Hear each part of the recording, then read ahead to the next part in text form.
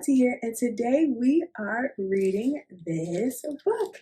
This book is called Mister Seahorse, and it was written by Eric Carle, one of my favorite illustrators. I absolutely love his books because the pictures are always so pretty.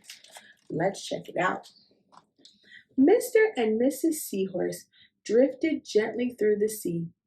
Mrs. Seahorse began to wiggle and twist this way and that.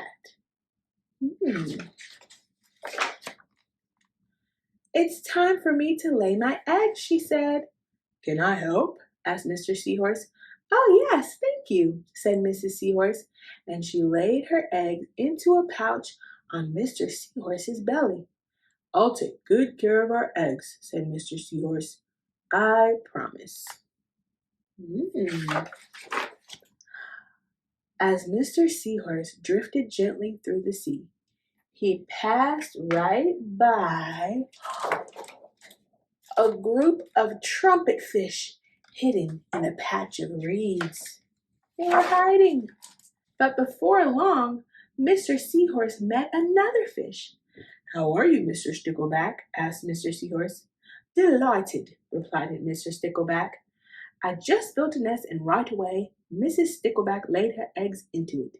Now I am taking good care of them until they hatch. Keep up the good work, said Mr. Seahorse, and swam on his way. As Mr. Seahorse drifted gently through the sea, he passed right by a lionfish hidden behind a coral reef. Ooh. But before long, Mr. Seahorse met another fish. How are you, Mr. Tilapia? Asked Mr. Seahorse. Mr. Tilapia couldn't answer because his mouth was full of eggs. I know, said Mr. Seahorse. Mrs. Tilapia laid her eggs, and now you're taking good care of them until they hatch. Mr. Tilapia nodded his head. You must be very happy, said Mr. Seahorse, and he swam on his way.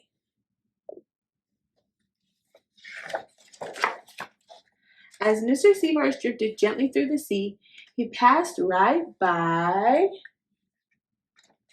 a pair of leaf fish hidden among the seaweed. But before long, Mr. Seahorse met another fish. How are you, Mr. Curtis? Asked Mr. Seahorse. Perfectly fine, replied Mr. Curtis.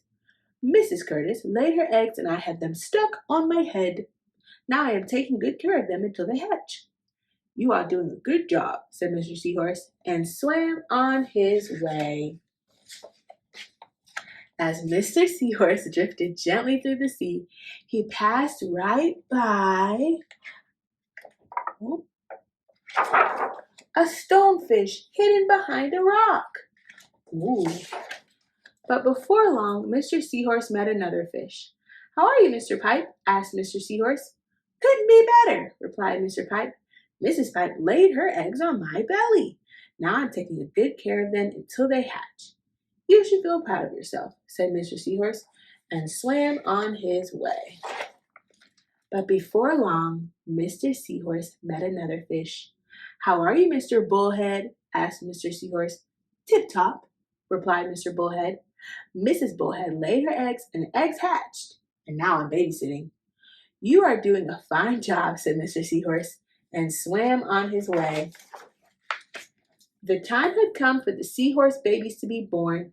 Mr. Seahorse wiggled and twisted this way and that. At last the babies tumbled from Mr. Seahorse's pouch and swam away. One baby turned around and tried to come back into the pouch. Oh no, said Mr. Seahorse. I do love you, but now you're ready to be on your own.